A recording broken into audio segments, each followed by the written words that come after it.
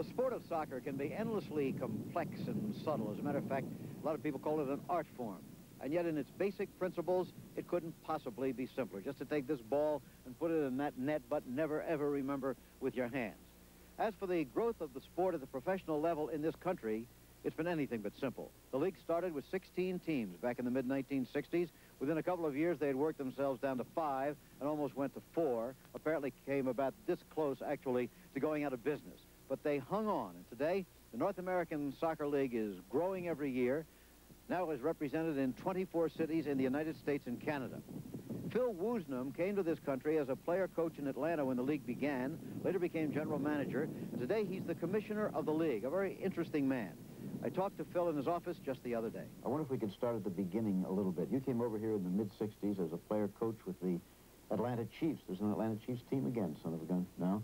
But when you came over, did you have the kind of faith that said, yes, someday the stadiums will be filled and this will be the big sport in the United States?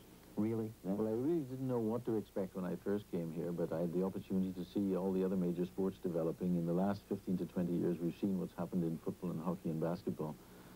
And they've made such dramatic progress as leagues and the involvement of television and the commercial opportunities. And that made me believe that ultimately soccer would succeed here.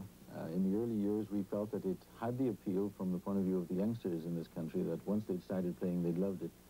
And there was another tremendous appeal, of course, which was the female attraction to the sport. They come and enjoy the games. A very high percentage of females attend the games, 38%.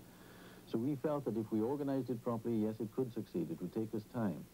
We had our low spots, of course, and we've had to survive quite a few hectic times, but everything is now very, very stable, and we're very confident as to where the sport is going. What are the special qualities that you see that should attract anybody to this game?